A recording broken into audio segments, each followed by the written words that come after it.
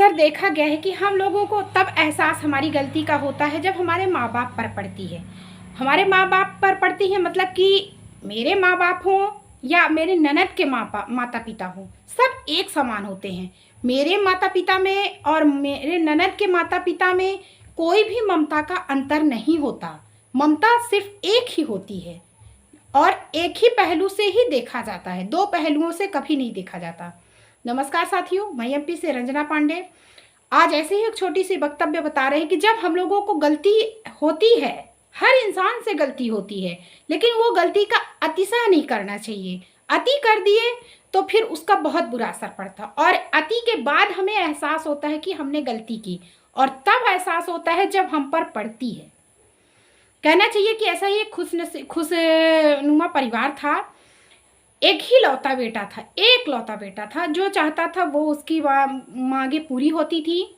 वहीं उसको पढ़ने के लिए बाहर भेज दिया गया। जब वो बाहर पढ़ने गया तो उसको उसके पसंद की लड़की से शादी करनी थी। अपने माँ बाप के खिलाफ जाकर उसने अपने ही पसंद की लड़की से शादी की। शादी करने के बाद उसको उसके माँ बाप ने हो गया, हर कोई माँ बाप थोड़ी देर के लिए अपने बेटे से नाराज होता है, जीवन भर के लिए नहीं नाराज हो पाता, क्योंकि ममता ऐसी होती है कि खींच लाती है। तो थोड़ी देर के बाद, साल 2 साल के बाद उनका भी गुस्सा ठंडा हो गया। वो लोग पसंद करने लगे, भाई एकलौता बेटा था, जाएंगे तो जाएंगे कहाँ। तो वो अपने बहू से मिलने, मतलब अपने बेटे के पास आए, अपने बेटे से मिलने। लेकिन बहू थोड़ा कड़क मिजाज की थी, स्कूल भी जाती थी। उसको इतना हाव भाव, इतना वो नहीं पता था कि हमें क्या करना चाहिए और क्या नहीं करना चाहिए। फिर भी वो सास का अनादर करती, ससुर का भी अनादर करती। मतलब सुबह उठती तो ना चाय बनाती ना कुछ करती, जॉब में थी। ऐसे ही करके अपना बाहर लंच कर लेती, कैंटीन में कर लेती, कहीं भी कर लेती। एक स्कूल थी, उस स्कूल शिक्षक थी।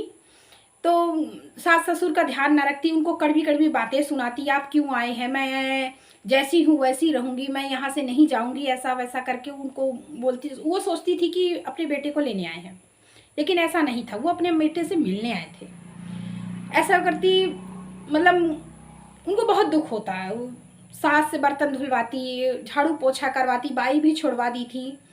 मतलब 10 12 15 दिन मिली थी अपनी बहू के पास, तो खुद से नहीं थी। लेकिन बहू है तो बहू ही है।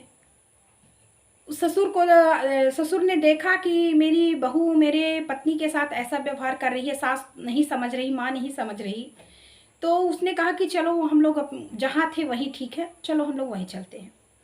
चले गए। फिर कुछ दिनों बाद बहू अपने मायके गई। वहाँ गई तो सब देखी अपने घर का रवैया। कुछ दिनों बाद उनको बहुत बुरा लगा था, सास ससुर को नहीं आ पा रहे थे। लेकिन ममता कब तक खिंची रह सकती है, कब तक शांत रह सकती है। माँ ने कहा कि नहीं, मैं अपने बेटे से मिलने जाऊंगी। करीबन 6 साल बाद वो अपने बेटे और बहू से मिलने आए। लेकिन इस बार एक दिन रात को ऐसे दोनों कमरे में गए। उसने कहा कि श्वेता, कल मेरे माँ पापा आ रहे हैं। बहू ने कहा ठीक है। श्वेता उठी, सुबह अचानक ही उठ गई। उठी, अपना नहाई धोई, पूजा पाठ की, चाय बनाई, और वो उठा तो इधर उधर ताकने लगा, वो कहीं नहीं दिखाई दी। तभी अचानक 1 कप चाय लेकर वो आई और बोली कि लो चाय पियो और उठो। बोला कि आज तो तुम पहले ही उठ गई। तो बोले कि माँ पापा आ रहे हैं। माँ पापा कब तक आ जाएंगे? तो उसने कहा कि शायद दोपहर तक आ जाएंगे। वो छुट्टी ले ली थी, स्कूल नहीं गई थी। उसके बाद माँ पापा आए तो वो चाय नाश्ता दी, हाथ पैर धोई, पानी से हाथ पैर धोई उनका। फिर उनको चाय नाश्ता दी। फिर बोली कि माँ पापा आप थके होंगे तो नहा धो लीजिए, तब तक मैं खाना लगा देती हूँ। और वो नहाने चले गए। माँ पापा को दे दी तौलिया और कमरा दे दी, और वो किचन में चली गई, अपना काम करने लगी। उसके बाद से फिर माँ पापा के लिए खाना लगाई। माँ पापा ही बोलती थी। मतलब कि जैसे अपने माँ पापा को इज्जत देते हैं वैसे ही इज्जत देने लगी। खाना पीना लगाई। शाम हो गई, कुछ थोड़ी देर के लिए वार्तालाप हुई, फिर इधर उधर किए। फिर सुबह संडे था, नहीं सुबह स्कूल थी। सुबह वो जल्दी से खाना पीना बनाई और अपना स्कूल के लिए निकल गई। खाने में सारा खाना वो बना गई, नाश्ता भी बनाई और खाना भी बना के चली गई। सिर्फ रोटियां रह गई थी सेकने के लिए, जो गर्मा गर्म बनानी थी। तो सास ने कहा ठीक है मैं बना लूँगी। जब बनाने खाने का समय आया तो सास ने रोटी सेकी, 4 ठो रोटी खूब खाई और अपने हस्बैंड को दी, मतलब कि उसके ससुर को दी। और दोनों आराम से खाए और बोले भी कि इस बार तो बहू का रवैया बदला हुआ है। लेकिन सास है, थोड़ा सा डर तो लगेगा ही। बोली तो अभी 1 दिन 2 दिन का रवैया है, देखो आगे क्या होता है। फिर भी हो गया, कुछ नहीं हुआ। शाम को सब कोई घर आए, अपना बहू कपड़े उपड़े बदली और अपने किचन में जुट गई, खाना पीना बनाई, चाय नाश्ता की। ऐसे के शाम हो गई, खाने पे सब कोई एक साथ बैठे, गप सड़ाका हुआ, हंसी मजाक हुआ। को लोग अपने कमरे में चले गए और बहू अपने कमरे में चली गई। सुबह का संडे था। संडे के दिन सुबह बहू ने सुबह बड़े सुबह उठी, नहाई धोई, पूजा की। करीबन 6 बजे उसने पूजा कर ली, चाय बनाई, सबको ले गई, गर्मा गर्म चाय दी, नाश्ते भी बनाए। दोपहर का समय हुआ, खाना भी बनाई। शाम को उसने कहा चलिए माँ पापा चिड़ियाघर घुमा डालते हैं। बहू ने ही अपने पैसे से चिड़ियाघर घुमाया, मतलब बहू का ही प्लान था। वो सबको चिड़ियाघर घुमाई। शाम को फिर से वार्तालाप हुई। तब सास और बहू एक साथ बैठे थे, हंसी मजाक हुआ। उसके बाद ऐसे तैसे कुछ दिन बीत गए। 3-4 दिन बाद एक दिन अचानक के सब लोग खाना खाए और सास ससुर को जाना था, तो वो लोग बहू बेटे अपने कमरे में चले गए, सास ससुर अपने कमरे में पैकिंग करने के लिए चले गए। जब चले गए तो तकरीबन 20 मिनट बाद बहू रोते हुए आई और वो बोली कि माँ पापा आप मेरे से इस बार क्या गलती हो गई।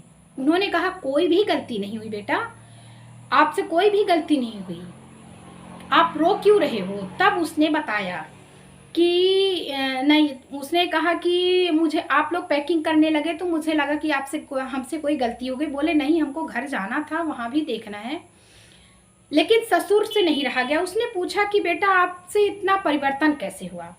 तब बहू ने बताया कि मेरे ही सामने मेरी माँ को मेरी भाभी बहुत गलत बोलती थी, मेरे माँ पापा को बहुत गलत बोलती थी। मेरे पापा ऐसे पापा हैं जो कभी भी किसी को एक शब्द नहीं बोले, उल्टा सुन लिए लेकिन बोले किसी को नहीं। लेकिन मेरी भाभी मेरे पापा को बहुत गलत बोलती थी, ये मुझसे बर्दाश्त हुई। मैंने कहा मैंने अपने सास ससुर से भी ऐसा बर्ताव किया है। इसलिए हर किसी को एहसास होता है, लेकिन तब होता है जब उसके माँ बाप पर पड़ती है। तो कोई भी हो, या मेरे ननद के माँ पापा हो या मेरी भाभी के माँ पापा हो, कोई भी हो, हर किसी को उसके साथ अच्छा व्यवहार जरूरी है करना। तभी घर में वार्तालाप बने, चहल पहल बनी रहती, हंसी मजाक होता है, घर का माहौल सुख शांति समृद्धि सब अलग होता है। जिस घर में एकता है, जिस घर में मान सम्मान है, जिस घर में बड़े बुजुर्गों का मान है, वो घर अलग होता है। हाँ, कोई ऐसे होते हैं जो नहीं मानते हैं, लेकिन कुछ लोग ऐसे होते हैं कि मान सम्मान सब कुछ है और तभी पड़ता है, तभी लोग करते हैं जब अपने माँ बाप पर पड़ती है। तो आप भी उसी तरह से, जैसे आपके माँ पापा हैं वैसे ही हमारे माँ पापा हैं, उसी तरह से इज्जत करिए। जैसे हम लोग अपने माँ पापा की इज्जत करते हैं, उसी तरह हमारे पति के भी माँ पापा हैं, हमें उनकी भी इज्जत करनी चाहिए। तो घर में इस तरह से मेल मिलाप बना के रखें, घर का माहौल शांतिमय पूर्ण और खुशहाल बना के रखें, तभी आपके घर में सुख समृद्धि और लक्ष्मी आती है। कलह से लक्ष्मी नहीं आती।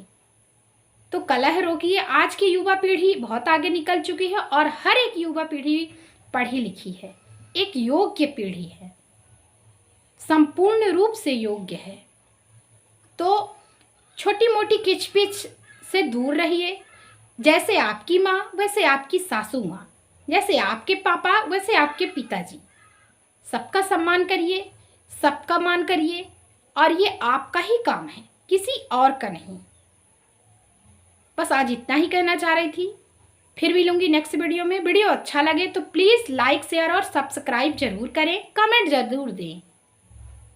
फिर मिलेंगे, तब तक के लिए बाय बाय।